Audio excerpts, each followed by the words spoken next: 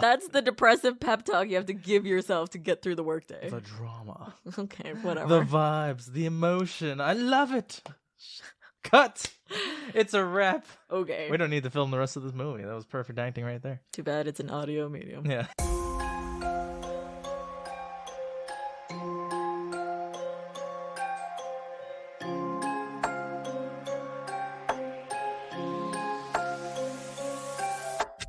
Welcome back to the Shaken Not Scared podcast. Here with you as always, your hosts Erick and Vivi. Today we're going to be talking about the 1990 film Jawbreaker, directed by Darren Stein. But before we get into that, how are you, Vivi? I don't even know. Yeah, for a second you spaced out there. Do you know what we're doing right now? Do you know what day it is? No. Where do you know your name is Vivi? Yes. Oh, okay. So you're good. It doesn't matter what day it is. It really doesn't. The same. Yeah. How are you? I'm doing good. Yeah. Hey, the Discord is getting a lot more active. Not like crazy like some of these other Discords, but we're getting more people on there. Sheree's been in there. We have Anthony too, who's been pretty active on there. They started battling out who can get levels faster, so that's pretty fun. But yeah, get over there, hang out with us. We're doing a giveaway once we reach 50 people in the Discord. The prize is a copy of the first Halloween movie from 1978, so get on it, get over there, hang out, show us what you're playing, what you're reading, what you're watching. Probably what you're drinking, too. Yeah. There's a non-alcoholic channel in there, and people were like, what? Shaken Not Sober. That's the show. Before we get into the drink, though, for today, I just want to give a shout-out to Travis for suggesting this film. Thanks again. And as always, for others who are listening here, we love suggestions, so send us more. We're making a list, so get on it. Travis did mention, when he suggested it, that this film is not technically considered horror, but has horror elements. And I don't know what I would classify this movie, honestly. When I looked it up, it does say it's kind of like a horror. I would say thriller. Yeah. I mean, not thriller. Is thriller from horror? Psychological. Yeah. Mean Girls with murder. That's pretty horrific. Yeah. In fun facts, I saw that Darren Stein was like, but mine's better. Like a true Mean Girl would. It's very different. Very different. Yeah. So, what do you have for us to drink today? Okay. I went with a drink I'm going to call the Teenage Dream, since you keep saying, I killed the teenage dream. Big deal. Ah, yes.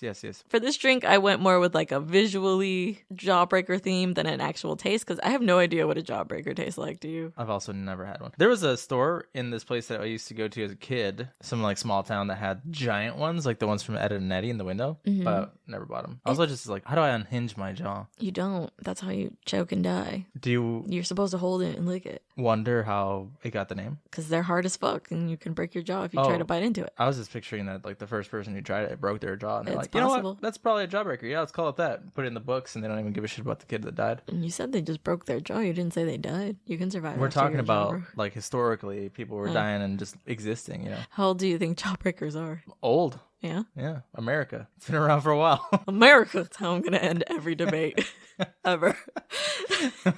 But for this drink, I wanted to create a cotton candy garnish on top that hopefully for the video, it turns out I want to splatter with color the same way they do in the opening scene. The actual drink itself is kind of a Rumchata Colada. It has 3 ingredients, so it's pretty simple. You have Rumchata, banana liqueur, and coconut rum. Sounds very tropical. Yeah. Do you want to give it a try? Sure. When you said splashing colors at it, I'm picturing like Color Run. We're just going to like throw paint at it while it goes through the camera. We're going to garnish it and then spray it, and hopefully it looks how I want it to look. It is quite desserty, and I don't know that it tastes like a Jawbreaker, but it is good. This is definitely like a post-dinner drink. Yes, that's what I was going for. When they come by your table and they're like, do you want anything else after you just stuff your face with the entire bowl of pasta? And you're like, no, this is fine. This dessert drink is fine. Yeah. I was afraid that the banana was going to be like really overpowering, but it's the first flavor you get for sure, but once you let it sit, it tastes more like a pina colada. You still get the hint of banana, but it's not horrible. Because I think that banana liqueur kind of tastes like the Laffy Taffy banana flavor, right? It so is it's there. straight up artificial banana. And if that's your jam, then like this is all great and dandy. But it's not overpowering if you don't like that. When I was a kid, I would like stuff those in my face like nobody's business. I Like, never liked the banana Laffy Taffies. those are my favorite. I hated Really? the grape ones, yeah. Wow. What would you rate this drink then? Well, I said they were my favorite, and that's because I got tired of them. Stuffing them in your face. Yeah. So, no, I give this a 3.5. Because it does taste good. Like, it is on the sweeter side, but like I said, it's a desserty. So, like, I would definitely get this if I wasn't trying to eat a pie, but I still wanted to get boozy. I agree. I really like this. I'm going to give it a 4 out of 5. It's just a good dessert cocktail. Just don't drink more than one of these because, oh my God, your head will hit you in the morning. Oh, is yours already hurting? Mine's is already hurting. I need more. Are you serious? The older I've gotten, sweeter stuff, just immediate headache. It doesn't even have to be alcohol sometimes. Just a soda and I'm like, headache. Water and I'm like, headache. Headache, yeah. Breathing air. Headache. I'm fine. Am I 30 or you? I feel like I act way older than you do. You do. Well, would you like some fun facts now that you're eating your horchata banana coconut dessert pie? What are we calling this? Teenage dream. Teenage dream. Do you think teenagers dream of this? It's a drink that a teenager would like if they don't know how to drink. It's just very sweet. They would like Snapchat themselves. Oh, yeah. Yeah. Although that's not what the kids I don't think do now. teenagers use Snapchat. That was us. Yeah. What do teenagers do now? Let us know. Twitter. I don't think anyone under the age of 18 listens to this. I don't think anyone under the age of 21 should listen to this. But are you ready for some fun jawbreaking facts? Yeah, because you were having a really good time putting these together. Was that being a mean girl? No, you were just gasping every 5 minutes. Like, what? Oh my God. So these better be good. What? I don't know. I didn't keep a lot in here because I didn't want to go forever. There was 30 something when I was looking for them. To start off, there are so many iconic actors in this, including PJ Soles, famous for Carrie and Halloween, Judy Greer, famous for the Carrie remake and the latest Halloween franchise, obviously, and Carol Kane, famous for the Mafu Cage and When a Stranger Calls. Have you ever seen any of those movies? When a Stranger Calls sounds familiar. There was a remake for that too, wasn't there? We're horror podcasters and we don't know. I mean, Carol Kane's the main actress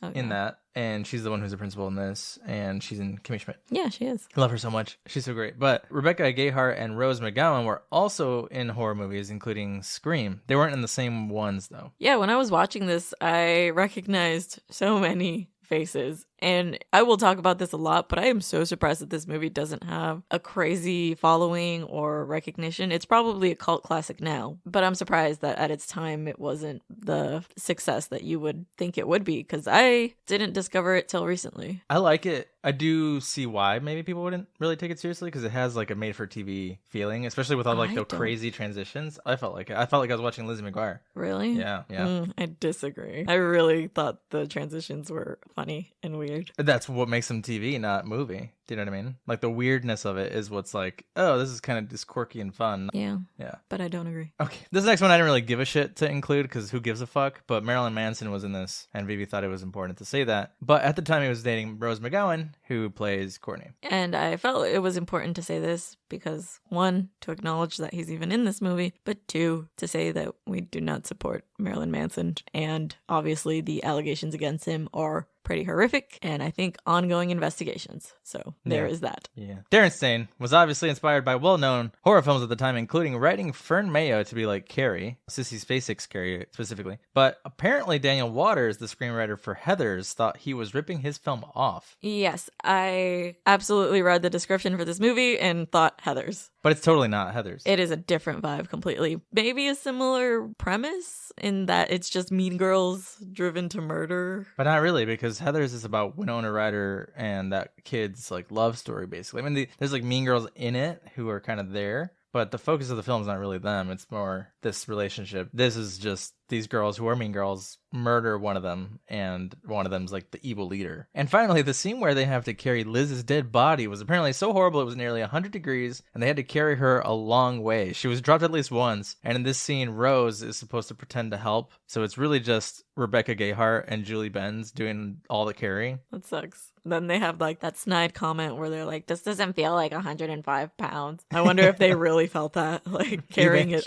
It makes me think about how these types of scenes are done now, because I always thought these weren't always the actual actor and maybe a dummy. Yeah. I mean, it makes sense. You want to get the shot of them being the ones that carry her. I think I read somewhere that Rebecca Gayheart was my knees have never been the same ever since. Dang. And she wasn't even that old yet. Also, she couldn't have been that heavy. I don't know. Are they trying to talk shit to Rose? Or are they actually mean girls in real life? I don't know. I saw that Natalie Portman was supposed to be Rose's character. That's hard to imagine just because I feel like Rose McGowan just is perfect in this role. She was in everything at the time, too. Yeah, she was really prominent. Yeah, I think, like I said, I saw 30 fun facts. I didn't include all of them, but I think I saw that in a music video. Someone included her to offer Jawbreakers to the band. Oh, that's funny. Yeah. I wonder what music video. Yeah, but she was in everything. Everybody everybody loves her. I guess it's my turn to do a speed run. Yeah, you try to trick me and say it was my turn. I can't even read my own fun facts. You want me to tell this movie in 1 minute? You had a hard time, but that's okay because I'm probably going to have a hard time reading my notes. My eyes hurt. All right, ready, set, go. Give me what? My phone's charging. Oh, it's not unlocking. Oh, can't do the speed run. Oh, sorry. What does the internet say about this movie? Okay, fine. I want to give a disclaimer at the beginning that I was watching this while working today. So if I don't remember specific details, like that Marilyn Manson was in it, because I didn't even catch that. I was in a coffee shop, and they're literally fucking, and it's not graphic, but it was like weird to have that on the screen while with you're my working. back to people. So Clearly I was like, a movie. Gotta show my notifications real quick. Oh, someone texted me for 10 minutes. That scene is so long. It really isn't. You just felt like it was because you were in a coffee shop. Ready, set, go. Okay, we get a how you make Jawbreakers. It's the kind that you watch on Channel 11, and it's like how things were made.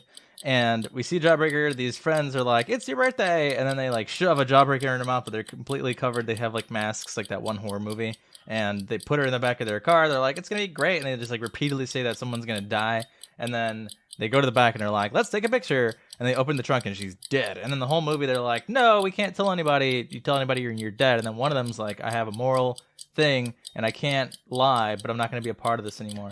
And then, long story short, they get like this very timid girl to join them, and she becomes like a monster because she's way better than them. So they try to like sabotage her. Turns out that they like work together at the end with the other girl who's got a moral dilemma, and they're like, "We gotta expose them." They do. We have a Carrie moment at the end where the girl's named Prom Queen, and then they're like, "You killed her," and they play her audio on the phone because they had like a birthday card. They recorded it. The end. Well, you made it. Yes. Did I miss stuff? I mean, they definitely didn't record it on a phone because I don't think phones... I said card. I think you said phone. I said birthday card, didn't I? We'll have to listen phone. back. Play it Yeah. back. Play it back. Play the recap. Play the recap. I don't know. I don't want to say anything in case I was wrong now. I was pretty sure that I said birthday card because I was trying to like be careful on how I said it. I was like, I went like this too. Did I say birthday phone? I don't know. No, I don't know.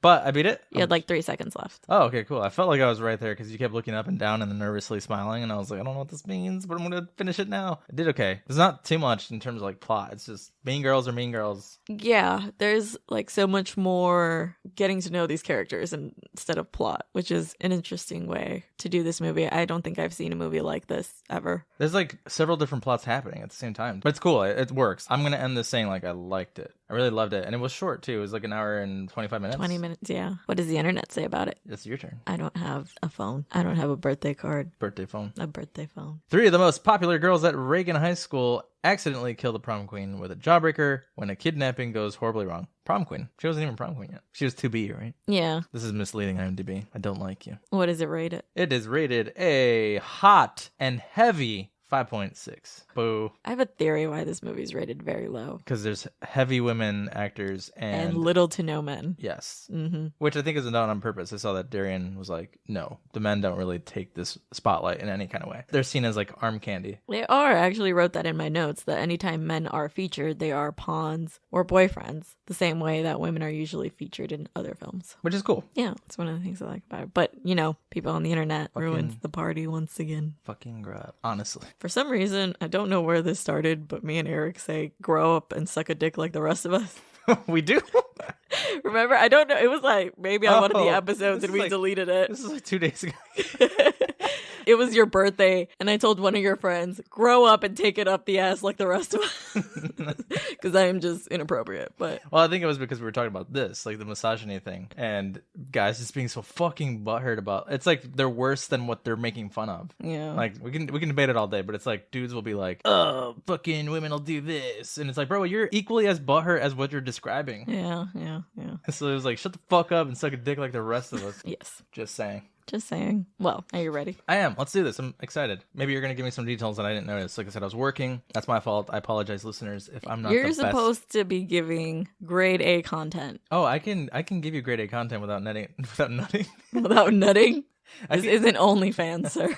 I can give you grade A content without knowing what happened. No, I watched most of it. I was just like doing a spreadsheet. It was kind of like brainless work, so Okay. no worries. I'm just saying like tiny details. You catch tiny details regardless of whether I'm watching the movie or not. Well, then let's get into these tiny details. I'll be like, look, they shot a rabbit, and you're like, that rabbit represents the Trauma. the discrimination and trauma instilled upon the Mexican people. And I'm like, this is A rabbit.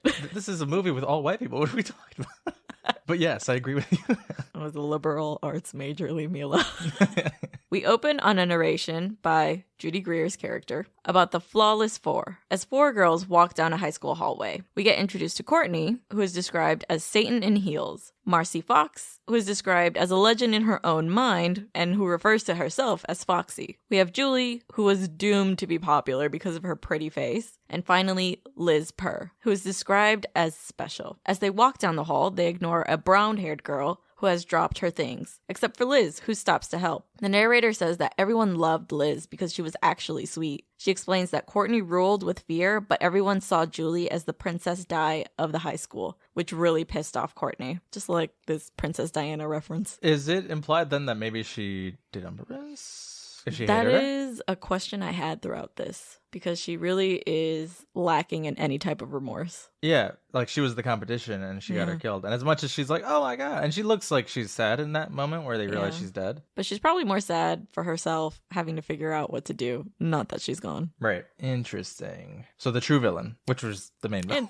It's spot on this time. Yeah. The narrator admits that she used to dream about what it would be like to be her, as we pan over to Liz's bedroom, where she is asleep. Suddenly, she is being kidnapped, and a jawbreaker is stuffed in her mouth, as three masked figures tie her up and stuff her in the trunk of a car. They have the masks like the strangers? No. These masks are used in like so many things, like the Purge, maybe? Yeah, maybe that's one thing. Because it's used so much, I can never like pinpoint what it's from. It was also used in VHS Yep. in that one short. It's a creepy mask. So Oh, yeah. I understand why people use it all the time. We need to get one of these, because I feel like it's just in so many horror movies. When Spirit Halloween pops back up nearby, we'll be there to get one. Can't wait. We realize that it's her friends who are talking about how great the prank is. It's so fucking funny because they just use endless amounts of like murder, death, and die, and she's gonna die when she sees this. Oh my God, I'm surprised she's not dead already. But they're talking It's about not like subtle.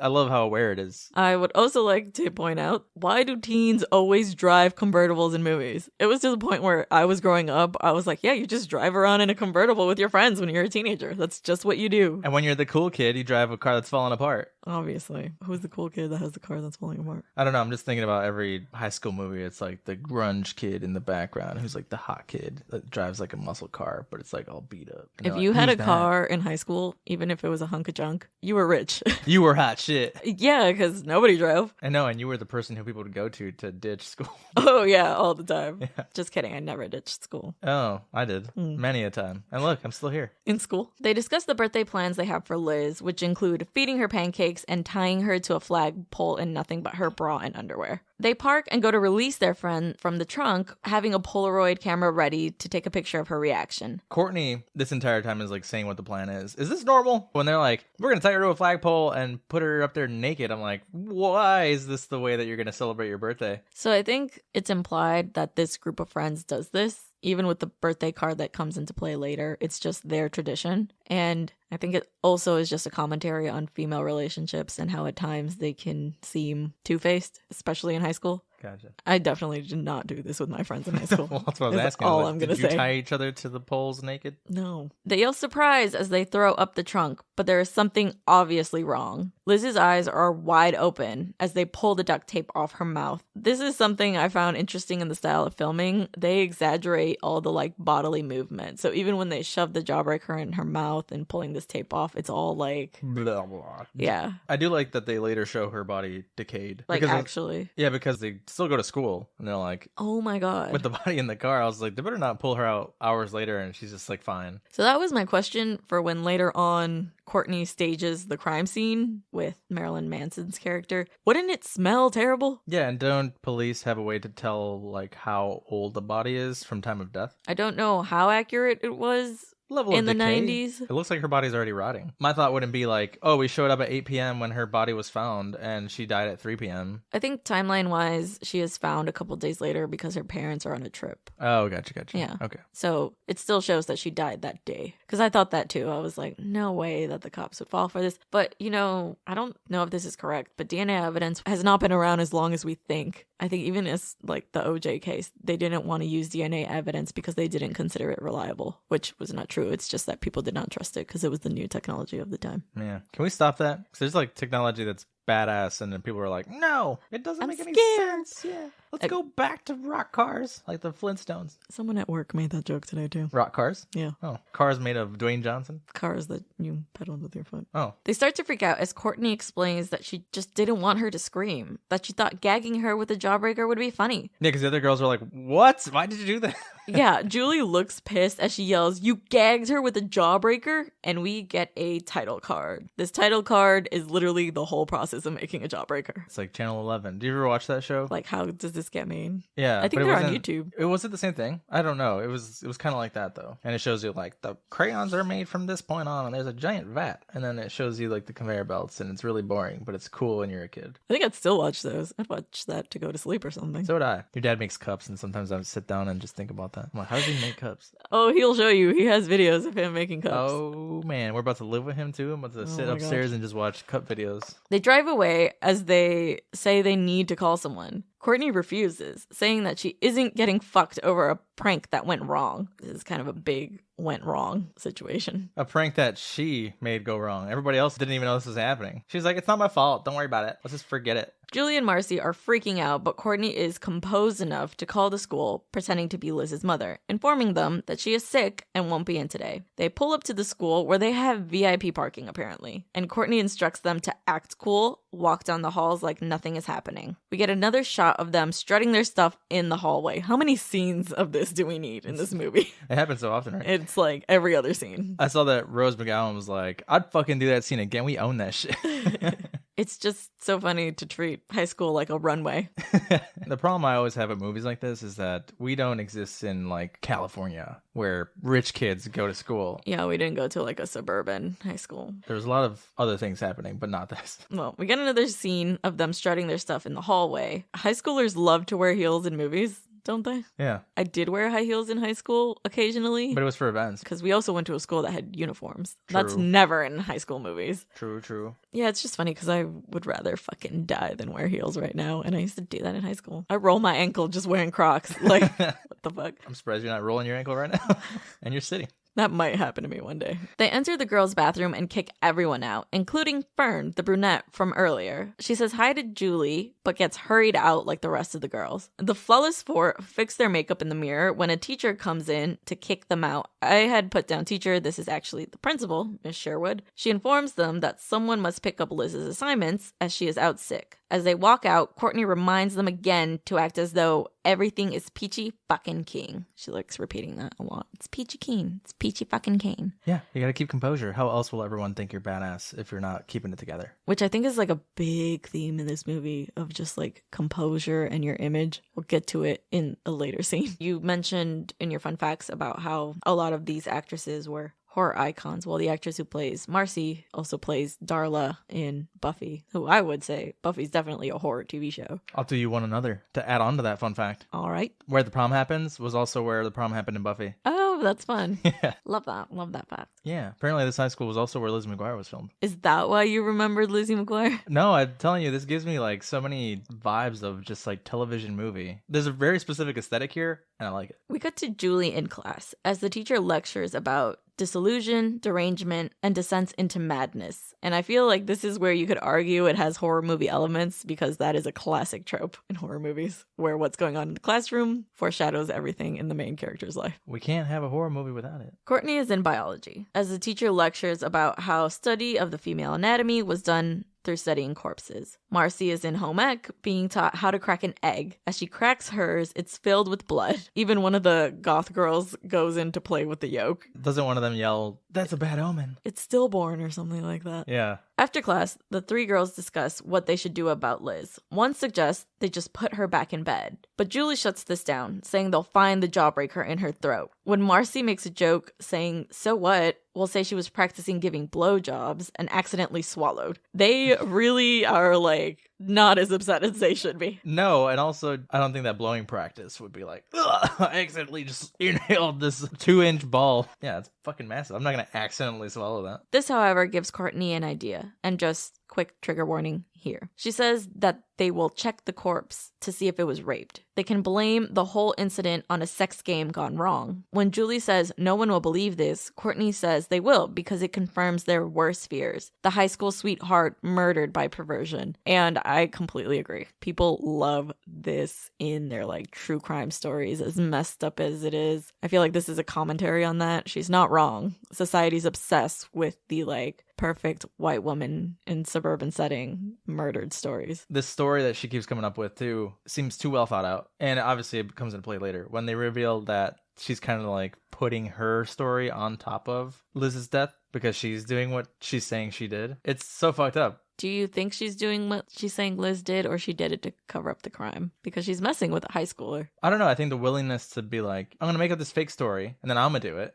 Oh, I think it's just to show how far she'll go to cover her own skin. Julie says that Courtney is sick as the bell rings, which reminds her that she was supposed to pick up Liz's homework from Miss Sherwood. In Miss Sherwood's office, Fern enters to ask her a question. She is very awkward and just looks down when she talks all the time. Miss Sherwood asks her if she knows Liz, to which she responds the weirdest thing I've ever heard, where she's like, "You mean the meow?" I was like, what? Her little kitty? She's the cat's meow, is her explanation. I was like, what? The cat's pajamas, the bee's knees. It was just the weirdest way to phrase that. Fern's character is very odd in the way she chooses to express herself. It's an exaggerated version of clearly Sissy Spacek's Carrie, but in a different way, right? It's almost like she loves Liz. Yes, and we could talk about that later, where she's getting investigated. That's what I'm referring to. Like, she has a very odd way of speaking. Maybe Liz and her had a like secret relationship, and in a world where she's got bitches like Courtney judging her, she couldn't come out and say it. I don't know if so much they had a secret relationship as Fern was obsessed with her. It seems like she had a crush on her and Liz just didn't know, but it's possible. We don't know anything about Liz. Liz is literally just the corpse in the room, other than, you know, her being Julie's best friend. Right. Miss Sherwood asks her to deliver Liz's homework as Courtney is late. Fern leaves to go do this excitedly, and Miss Sherwood realizes she never gave her Liz's address. Creepy. Out in the parking lot, the now flawless three ask Miss Sherwood for Liz's homework, but she informs them that she gave it to Fern Mayo because Courtney was late and unreliable. And this is where we get the whole, the world could do with more Fern Mayo's comment. Yeah, but Courtney doesn't really give a fuck. No. She's like, what the fuck does that even mean? She's more worried about racing back to Liz's house. The three race to beat Fern to Liz's home to stage the body. The three are carrying her across the backyard and really struggling as Fern is kind of taking her time, literally smelling the roses, when a centipede just crawls out of one and freaks her out. I felt like this was just like one of those obvious metaphors of in beauty there is something ugly. They finally get Liz to her bedroom and make comments about how she definitely doesn't feel like she was 105 pounds. Doesn't dead weight always feel like much heavier? Yeah, it's supposed to be that the center of gravity like distributes or something like that. I don't know. There's ways to do this when you're alive too, right? I don't know how gravity works. Gravity works. Yeah, because why the fuck does this happen? I don't know. I know that there's science and things that happen, yeah, but I don't get it. And that is the engineer of the podcast, ladies and gentlemen. I didn't engineer dead bodies.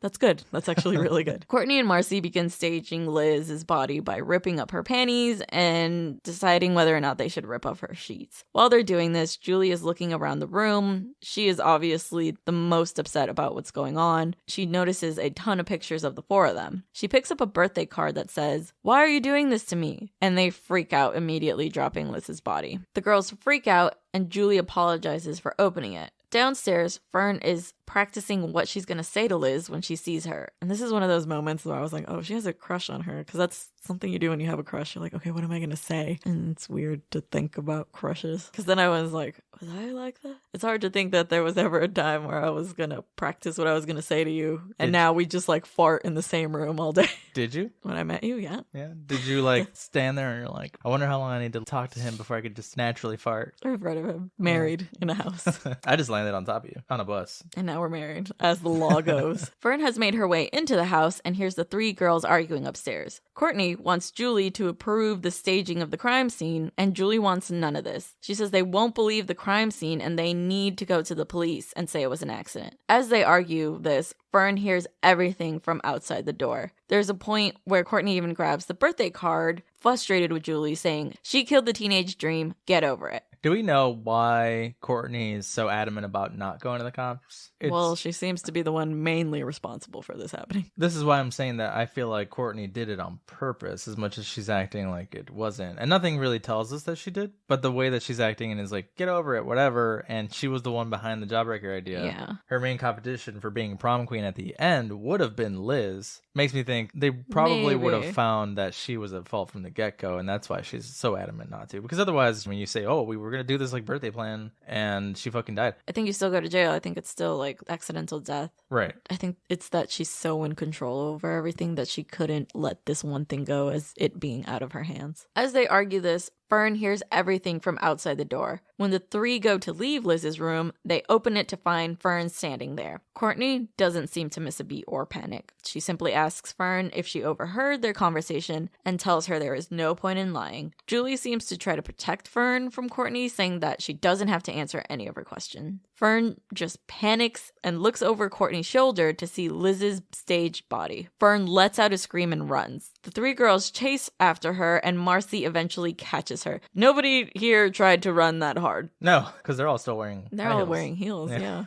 Courtney talks Fern out of saying anything to the cops by saying they can give her something that she was never meant to have, which is beauty and popularity. Courtney says all of this in a very eloquent and elaborate way. She tends to do this a lot with what seems to be superficial things, but she's very clever. And this is where her character reminds me a lot of Jennifer Check in Jennifer's Body, where Jennifer's character would sort of act to kind of appease the person she was interacting with, but it was all very calculated. Because the way she insults her is like bizarre. She's like, you're the nerd in the corner of the dance room, and not even all the nerdy dudes want to ask you to dance because they're too busy fucking perverts online who they think are women. Like, it's a very elaborate way to think. Julie objects, saying that she can't hide the truth with a makeover. Fair point. They say that now that Liz is gone, they need someone to take her place. We then get the strangest makeover montage I think I've ever seen in a movie. It looks like a fever dream. It's all done in like spinning and weird camera angles. It's narrated by Courtney in a poem fashion, which I've never seen before. The things she's actually saying are odd. If you go back and watch it, I can't describe this scene in justice. The thing that is happening here, though, is Liz is being buried while Fern is having her hair dyed blonde. They're both kind of laid out by the stylist, one by the morgue owner. One mean girl has had to die to have this other one born. That's why in the speedrun I also mentioned that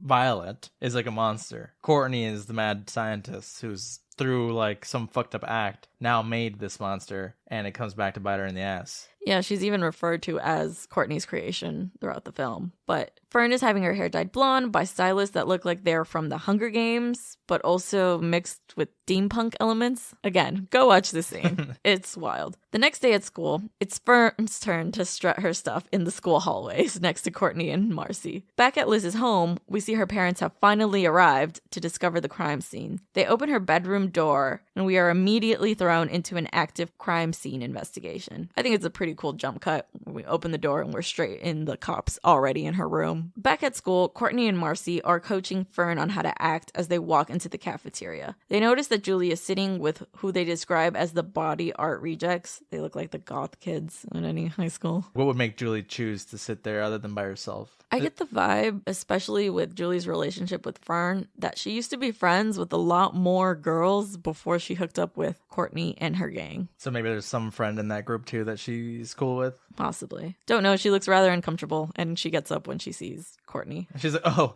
I didn't have to sit there for too long. Courtney accredits herself with Julie's downfall, because apparently sitting with different people means you've had a downfall. But Julie approaches them. First, she compliments Fern on looking great, but then she speaks to Courtney alone, telling her that Liz's parents have come home today, and they should still come clean. Courtney says that no one's going to find out that they were involved, that she made cocksure of that. I paused, rewind, and made sure I heard what she said. What is cocksure? Well, that is literally what Julie asks. What do you mean by that? Later you realize what she did to stage a crime scene, so. Cocksure? She made cocksure. Yeah, more like S-E-M-E-N, sure. Ah. Yeah, I don't know why I spelled it, but.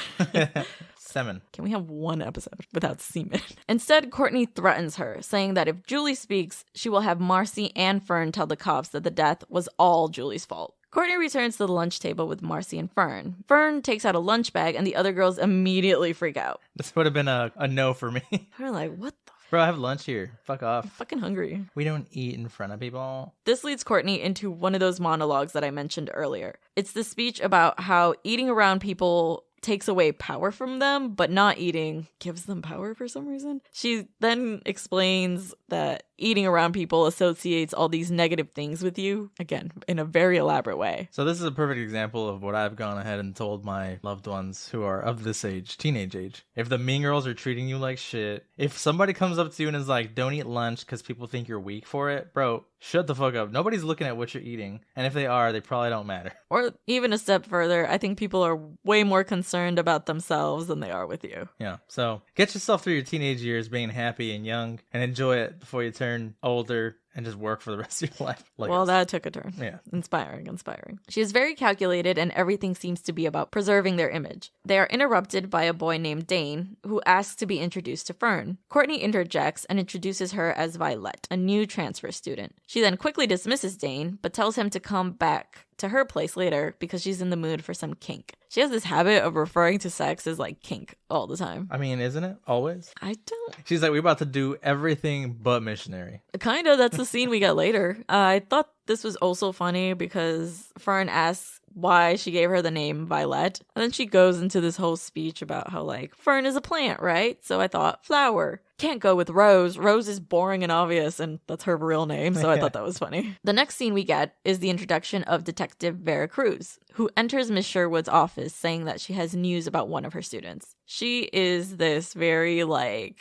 badass, hardened cop figure. Oh, yeah. I think she's an action movie hero. Yeah, the actress's name is Pam Grier. Judy Greer went up to her and was like, look, my name's Greer too. I don't know how legit this is, but Pam Grier was like, and looked at her up and down and was like, I don't think we're related. I mean, I don't think they are either. Well, no. But I think it's funny because in real life, this action hero person probably was just like, who the fuck are you, first of all? I'm legendary actress Pam Grier. And now everyone knows Judy Greer, and this is the first time I've seen this actress. Foxy Brown. Oh, she was in The L Word. Coffee, Foxy Brown, Jackie Brown. She's been in quite a lot of Escape movies. from LA. She was in Mars Attacks. Iron Fists. Okay, so I just haven't seen enough movies. This actress has been in a lot of stuff. Yeah, she's been in a lot of like well-known stuff too. Apparently she's described by Quentin Tarantino as cinema's first female action star. Oh, interesting. Yeah, I mean, if she was Foxy Brown, that was a pretty iconic role. Cool. It seems to be the end of the school day, and Julie is about to get on the school bus when a dude named Zach asks her if she wants a ride. I found this scene really funny because a lot of other kids are getting on the bus, and he singles her out like, what's a girl like you doing on a school bus? Like, you're too good for one. The fuck out of my way, kids. And literally, like, millions of other girls are getting on the bus like, fuck you. Who the fuck? You don't even go here. That was how you and me met. You didn't give me a ride home. No, the bus. Well, if someone would have picked me up, we would have had a different story. Oh, no. I was sitting inside the bus like, I come in here and I'm going to wait for her to say this. What's a girl like you doing on a bus like this? I think I would have been so thrown aback by that comment. And I'm in the driver's seat. Sir. He drops her off at home, and the two don't seem to say much to each other, but Julie still writes her phone number down on his hand and exits his car. Not amazing chemistry going on between these two. Later in her room, Julie is looking at pictures from what seems to be grammar school. She picks up the phone and calls Fern. It's clear that the two girls used to get along, but as they grew older, they grew apart. They reminisce about old times, and it seems like Julie was the one that outgrew the friendship, and Fern is reminding her of this when Courtney calls. Do you think that Liz was probably part of this trio of friends? It's possible. Or she used to be Julie's best friend until Liz came into the picture, and instead of being upset, she just kind of more idolized her. She's probably better than me. That's why she left me. Possibly. That's such a messed up way to think about relationships in high school.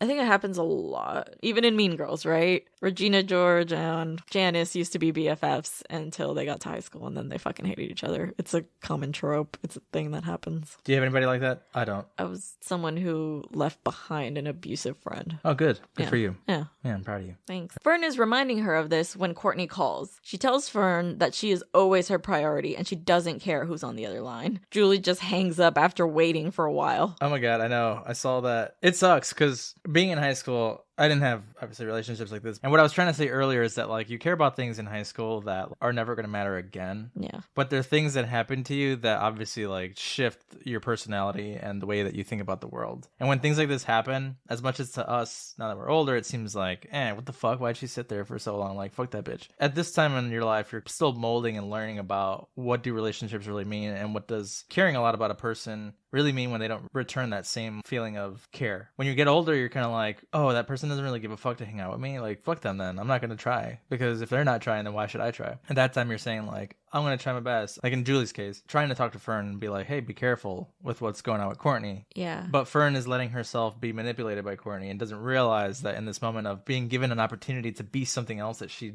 didn't figure out on her own, is ignoring the nice side of her. While Julie is realizing, oh man, I was a bitch for so long. It's just crazy how these transformations happen at this age where you're like still realizing how the world works. Yeah, isn't it like the worst? They're your formative years, but you're also the most insane you'll ever fucking be. It's this weird dynamic going on right now where Fern now has the opportunity to turn her back on Julie, and she's taking it, not being the bigger person, which you're kind of like, yeah, I get it. But then Julie is now on the other side of this and realizing like, oh, I was shitty. We cut to Dane in Courtney's room getting ready for some kink. Again, I don't just say sex. She's this like super cocky girl who's willing to hide a murder. I mean, don't even say sex, just say straight up fuck and own it like everything else you own. Well, I think in her mind, kink sounds edgier than just saying sex. I thought it made her sound more like a lady. It's an interesting scene to include in this movie because this movie's pretty short and you're wondering what the scene is doing here. Courtney is basically making Dane simulate giving a blowjob so that she gives one. And I was like, is this a commentary on demasculating him? Again, her issue with power. She has to put her partner in the position of someone submissive. I guess why not, right? Like if we're talking about this film that's really pushing women's power, why not also go the full mile and be like, yeah, she also does this shit to her guy. Yeah. I thought you were going to say go the whole mile and just fucking peg him. I mean, why not? That's what she means by kink, right? That was what was coming next had the cops not visited. Probably. But yeah, I mean, why not fucking have her do this, not just with her friends, but also with her boy toys? Yeah. It makes sense for her character, for sure. And again, boys are like accessories in this film. They don't really matter. Because if she was like submissive to a boyfriend, that would make me think he's abusing her. And that's why she's like this with her friends. Yeah, and that's a completely different story then. Yeah. When the cops knock on her door. We cut to Marcy at home with her dad, and they're having this weird conversation about her growing up when the cops show up to question her. We then cut to Julie, who is in her backyard staring at her swimming pool,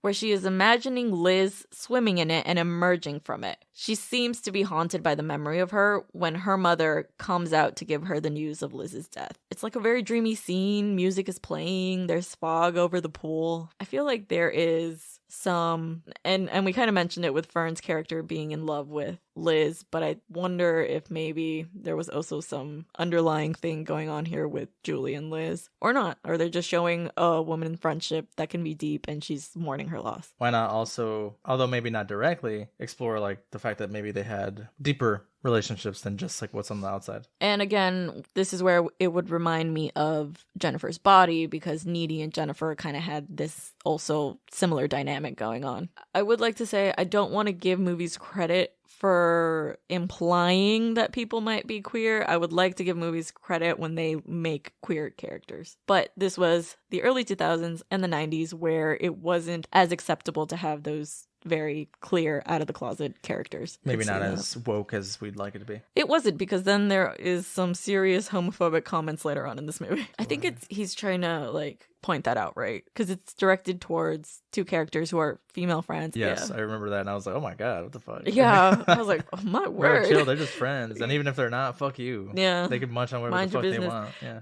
The character that says that I think is really funny is the actress who plays that 70s show, Eric Foreman's sister. Oh. Lori.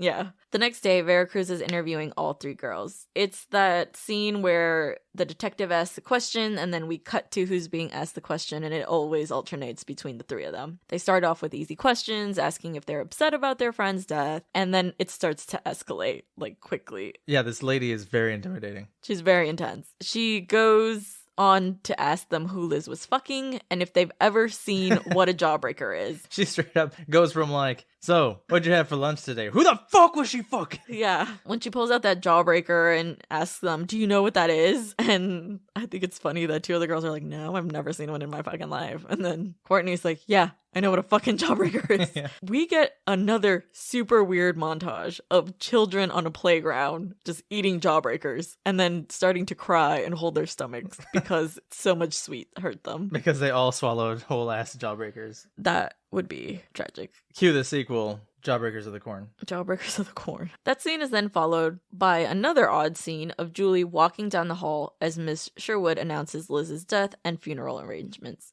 But everyone else in the hall is frozen as she walks on. It's like an eerie silence with only Miss Sherwood's announcement playing. Again, this movie has so many interesting cuts and uses of cinematography. I do want to point out that although this scene is eerie, Carol Kane's acting is just her being her in anything that she's in. I want to watch When a Stranger Calls because I'm wondering if she like carries this. Acts but the same. This is the same character as in Kimmy Schmidt. She also has such a distinct voice that it just feels like she's joking all the time, It does. which has to suck. It does. That's why you're like, it's eerie, but I'm like, but it doesn't feel that way because she's talking and she's like, oh, okay. And she says some joke and nobody laughs. Although it's awkward, you're like, oh, I love Carol Kane so much. She falls under the same category for me as the voice actor who does Louise, where she just sounds like that. Every character she voiced, she just sounds like that. Even What We Do in the Shadows, she plays like a vampire assistant to them, and she just has a jokey voice. They're these unique voices that you can't forget. Vera Cruz is questioning Miss Sherwood, who informs her that she sent Fern Mayo to deliver Liz's homework the day the body was discovered, or the days she was called in absent. It is at this moment that she realizes that she hasn't seen Fern Mayo, and she has been absent for a few days. This is my only gripe with this movie. You really are telling me that she looks so different, you don't recognize her? In this case, I'd say she does, because this isn't one of those tick off the glasses, oh my god, you're beautiful moments. They like completely make her over. They put her hair up and it's blonde and she's very vibrant. It's a significant enough transformation that if nobody was looking at Fern face to face, throughout the whole film, she's kind of written off as this unnoticeable character that's kind of just like lurked in the shadows and no one really ever gave a fuck about. So I get this one, but it's the ones with the glasses that's like, bro, what the fuck are you talking about? Yeah.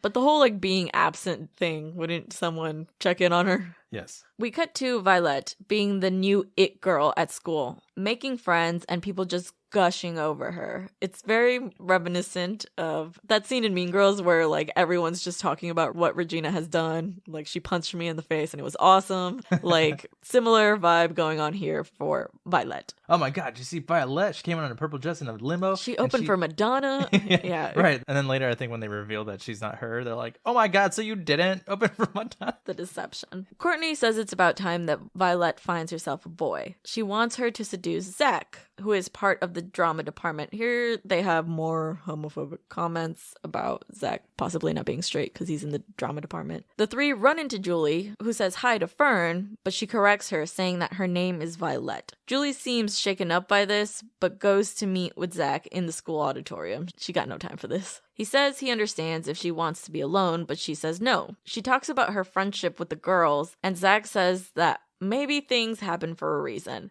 I really don't like Zach. Even though he's like the good one. He is not good. He is a walking red flag. Yeah. He literally says, maybe it's a good thing that your best friend died because then you stopped hanging out with those mean girls and I would have never approached you if you were still friends with those mean girls, which is small dick energy.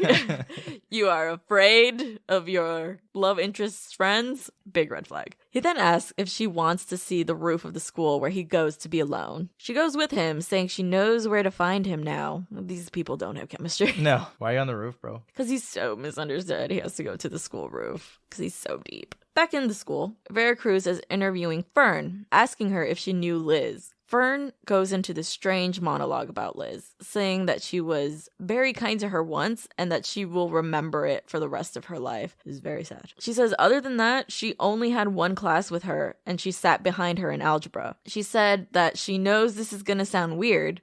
Oh, and it's weird. And it is weird. She delivers on the weird. Yeah, this is the part where it goes from being like, maybe they had a love interest thing to like fucking crazy. Maybe she Fern was a like into her. She said her hair was always so shiny and smelled like apples, and she was fascinated by the set of birthmarks that she had on the back of her neck, and that she would stare at them all throughout class. She said she would imagine little drawings on them, such as salmon, spiderwebs, and even sea monkeys. This is where I find the style of the film really funny, because then they like CGI all the things that she's talking about on the back of this character's neck, and even the little sea monkey says, hello. Yeah. I'm like, what is happening?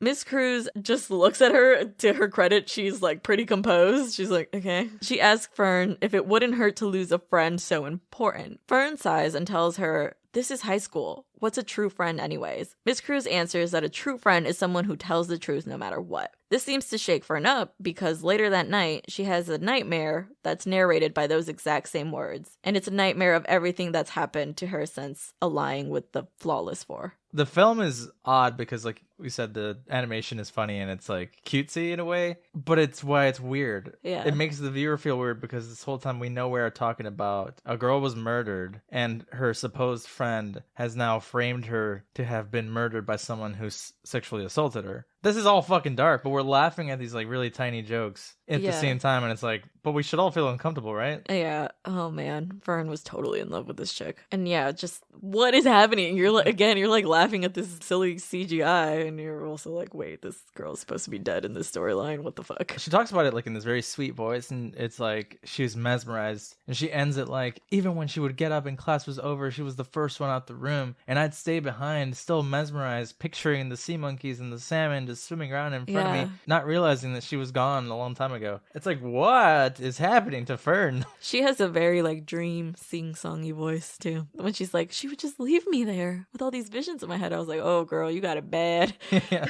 The next day, Courtney calls Detective Cruz to meet up with her. In the police department, Courtney admits that Liz had a secret life, that she was really into having sex with strangers, specifically older men. A white man? No! That's all we get. It's a bar full of white men.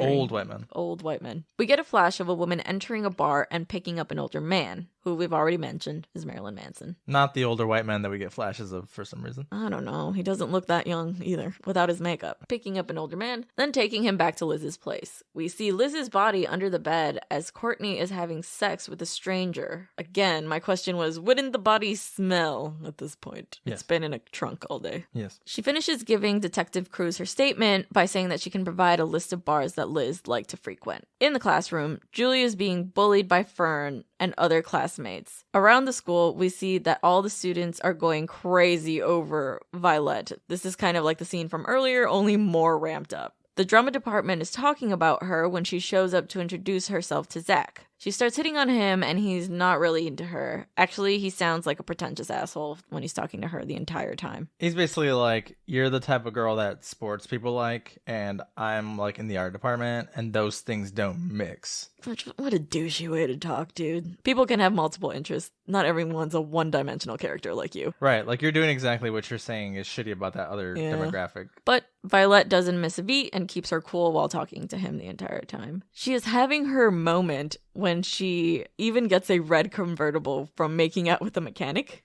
and gets a better parking spot than Courtney. Oh, Lord. Not the parking spot. That part where they drive up, right? And Violet's like, hello, ladies. And she drives behind them. And Courtney's like, what the fuck is wrong with this picture? Yeah.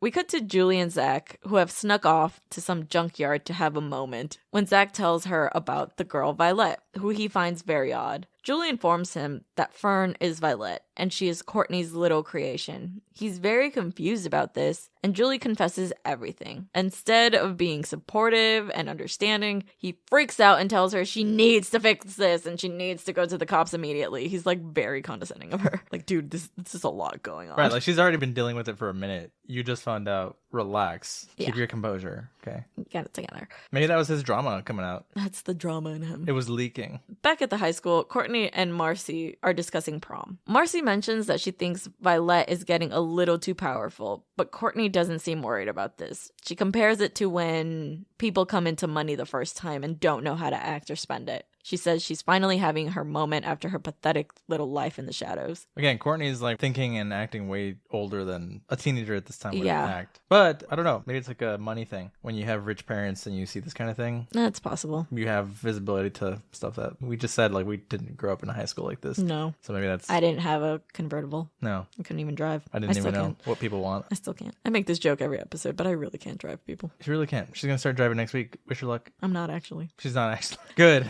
Good for the world. It's better for everyone else. There seems to be a commotion going on in the school courtyard as Violet has pulled up to the school and is blasting music. She's being the center of attention and just sitting on top of her convertible jamming. She's loving it. She's reveling in the attention. It's good for her. Good for Fern. She needs her moment. Yeah. Courtney grabs her and drags her to the girls' bathroom, where she shoves her against the mirror twice very hard. Actually, when she walks away from it later, there is a crack in the mirror. Yeah, but good for Fern. Fern stands her ground. Yes. She asks her what the fuck she thinks she's doing, and Violet confronts her, saying that she's doing what she told her to do. She says that she has the upper hand because she knows the truth about Liz. Courtney says that she made Violet and she can just as easily break her. Apparently that's a line from Rocky Horror Picture Show. Yeah, it is. Violet smirks and leaves, asking if she's gonna kill her too. Damn, got her. Yeah. Apparently in this scene, Rose McGowan didn't know that Judy Greer was gonna blow cigarette smoke in her face, so that reaction that she has is her real reaction.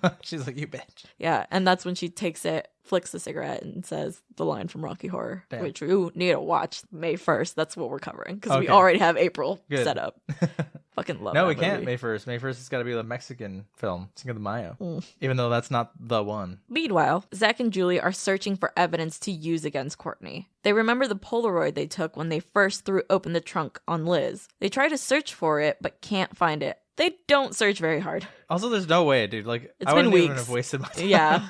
They cleaned the parking lot. They were going to find it that day, probably. Apparently they didn't clean it that well, because we zoom out and see that the photo is trapped between the cracks of the sidewalk or something like that. The wind blew away. Yeah. They drive away, and as the camera pans out, we see the photo of Liz left on the side of the road. They decide to go to the cops anyway, but before they can get a word out, Detective Cruz informs them that they already have a man in custody, and excuses herself for a moment to go deal with something. This is when Julie realizes the extent of what Courtney has done, taking a man back to Liz's room to frame him for murder. Back at the high school, Courtney and Marcy have covered the school in posters of Fern with the caption, "Who is Violet?" Fern pulls up to the school, sees the photos plastered everywhere, and just immediately passes out. Yeah.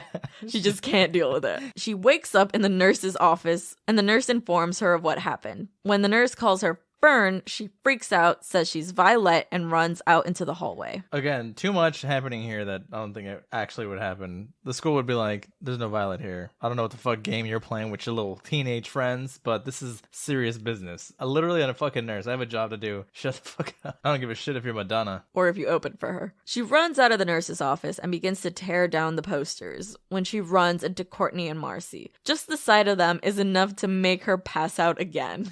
I love Judy Greer. I love her too. Julie and Zach pull up to the school and notice all the posters. When they get inside, they find Fern still passed out on the floor. No one checked on her. They just covered her in more posters. Not even the nurse whose room she's like outside. Well, she ran out on me. There's nothing I can do. I don't know who that is, actually. My jurisdiction ends at this door. They help her up and ask her if she's okay, but she only corrects them when they refer to her as Fern. It's very sad. She very much did not like the person that she used to be. No. And prefers this new identity. It's a sad moment when Fern keeps referring to herself as a nobody. She seems to regret her involvement with everything, saying she wasn't much before, but at least she was better than the person she became. Courtney and Marcy come up to taunt them all, but Julie isn't having it. She confronts her about her scheme and tells her that it's all over and that she's going down. Courtney simply laughs and says that she'll see her tonight at the prom. Zach, Julie, and Fern are all driving home talking about how they can stop Courtney, but Zach only suggests that they go to the prom. Fern says, my favorite line in this entire movie, Yes. where she's like, that's a great idea. We can just stop at the slaughterhouse and pick up a bucket of pig's blood while we're at it. Yeah. She's It's not so good. wrong. Yeah, I mean, this movie basically ends similar to that, other than the school's not burst into flames and everyone No. dies. Yeah. Same ending. Yeah. Frustrated, Julie just asks Zach to drop her off at home. They cut to the prom. An all-girl band is playing, and it was at this point when I realized just how little men are in this movie. Like, they only serve as accessories, as I mentioned before, but like the detective is usually a man, the principal is usually a man, the bands are usually all dude bands. It wasn't until this scene Really? that it clicked in my head. I was like, oh yeah, there's like no men. Yeah. Marcy makes comments about Julie not making it to prom. The girls she's speaking with are only there to show up to make super homophobic comments for the rest of this movie. That's Yeah. it. That's like all the purpose they serve. It's also just so stupid. Okay, so friends can't just go with friends if they don't have dates? And even before the girls get there, they're talking about how Zach and Julie probably couldn't decide who was supposed to wear the dress to prom. Yeah. It's like, oh, that's so funny. Wow, y'all are so edgy. It's so original. At home, Julie seems to be getting ready for a night in when her mom knocks on her door. Apparently, Liz's mom has dropped off a bunch of photos that she thought Julie would like to have. Among them is the card that has the recording of Liz's voice. But when she goes to open it, she hears Courtney's voice saying she killed Liz, she killed a teenage dream, get over it. She jumps out of bed, and the next scene is her arriving to prom with Zach and Fern, which is all fine and dandy, but like, how did you get a limo so fast? When they enter, Zach has snuck off to the back, leaving only Julie and Fern together. This is where those girls start making those homophobic comments that we've already mentioned. Finally, it's time to announce the prom queen. And surprise, surprise, Carrie. Dane and Courtney are announced as winners. We see that at the same time, Zach is in the back messing with the DJ's equipment sound system. As Courtney gives her acceptance speech, Zach cuts the mic and begins to play Courtney's confession from the birthday card on loop.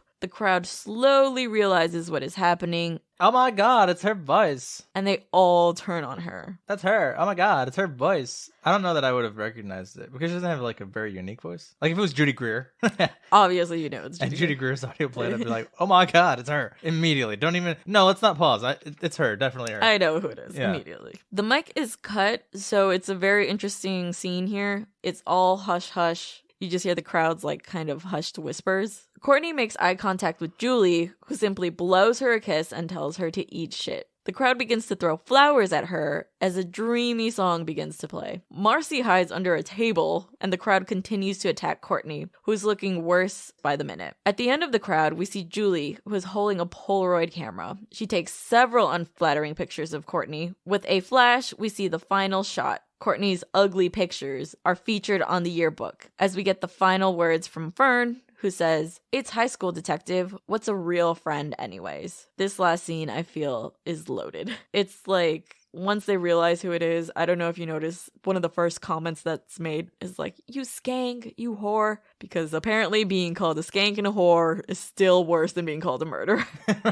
It's a dude voice, too. It's a dude, yeah. It's like the only guy in the background. Like everyone else is like, "Oh, you bitch, blah, blah, blah." And the guy's like, "You skank." His voice is so emphasized over everybody else. It is when her kind of facade is shattered that she starts to look worse and worse and worse, when the people she sought to control turn against her, that she actually shows the most emotion, not even when she murdered her friend. Yeah, she's being torn down. And her worst nightmare is being photographed in that moment, not even going to jail. And going into the yearbook. Can you imagine that yearbook? It's like, look, murderer. Yeah, I don't even think you'd put her in it. If you pause it, like I did when I was taking notes, it says prom brought about a lot of unusual like memories or something like that. I'm paraphrasing, but it's a bitchy comment in the yearbook. Yeah, I feel like it'd be tasteless to include her in an actual yearbook, wouldn't it? Because it'd be a reminder that she murdered someone at the school. Yeah, I mean, there's a lot of tasteless scenes in this movie, though. That being said, what do you think of the movie? I told you in the beginning, I like this movie. It's fun. When I said it's like a movie that belonged on TV, it's just the vibes and transitions that I think comes from it being like playful. It's a comedy, so it gives me like movies that come up on VH1 vibes. Do you know what I mean? Van Wilder, like those. But those are also like big movies. They weren't made for TV. Were they? I don't know. I really don't know if they were like in theaters. Maybe they were. Who knows? I imagine they were. But it's a good time. But also don't forget someone was murdered. So it's just this really weird feeling that you feel as a viewer. And that's probably done on purpose, because if it's been explicitly described as a black comedy, that means that the director knew what he was doing, and I think he did it well. So yeah, I give this pretty good praise. What about you? I loved this. I went in thinking that it was gonna be a ripoff of Heathers, and I was wrong. Maybe we'll cover Heathers soon, because that's another film that I do love. So many things that just work for this film. The weird transitions, the weird cuts. Like you said, you feel uncomfortable the entire time, and that would make me classify this film as horror, because there's a lot of horror like that now. We've seen movies that are like, oh, look, someone's dead, and it's a comedy and whatever. But I think it's because of the like very deep themes that are happening here too. You're kind of like confused as a viewer of how serious you're supposed to take this, because there are really like fucked up things happening while you're also laughing at some of the things that are happening. So you're like,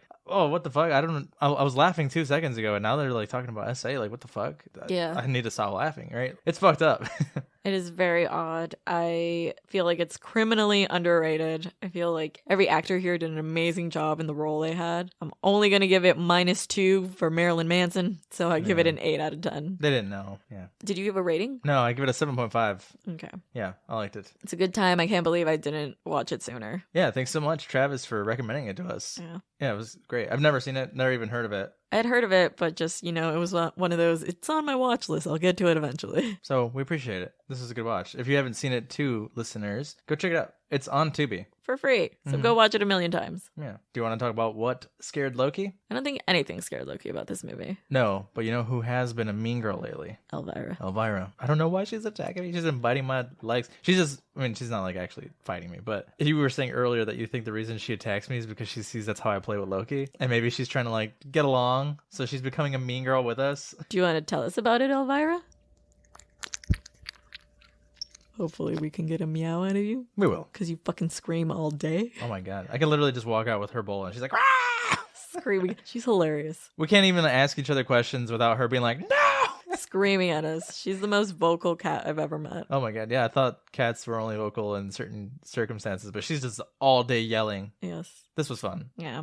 Such a good time with this movie. Just go watch it. Just go. I mean, I don't know. Tell us we're wrong. Tell us you hate it. If you hate it, I will fight you. Yeah. I will debate this with you. I want to know why you hate this. Because there's not enough men in it. There's enough men everywhere else. Okay. But is that pretty much it for us here today? Yes. Let's go. As always, we hope you guys had a good time here with us. You can follow us pretty much anywhere at Shaken Not Scared Pod, except Twitter. Twitter is Shaken Scared Pod. You can send us an email at shakennotScaredPod@gmail.com. Support the show on Patreon. You can get early access to episodes or a bonus episode and themed drink idea every month. We actually just updated our Patreon price. We've lowered it from $10 to $5. If you are a current patron, please make sure that by the end of the month you update your tier because it will charge you again. There's no way for us to change it. I'm so sorry. I looked into it. Patreon doesn't let it happen on our side. So just make sure that by May 1st, you go ahead and make that change. We did go ahead and refund you for April, so thank you. Expect a gift for being a supporter at $10 these last few months. We really appreciate it. Keep an eye out for it in the mail. But for new subscribers, yeah, $5. Go over there, join it. Thank you so much to Anthony. You just subscribed. Here's your shout out. Thanks so much. We love talking to you over on the Discord. We're looking forward to more and more time hanging out with you guys on future episodes. Listen wherever you get your podcasts. Give us a follow. Check out our drink videos. Be sure to like, rate, review, all that good stuff. And okay, thanks. Bye. Bye.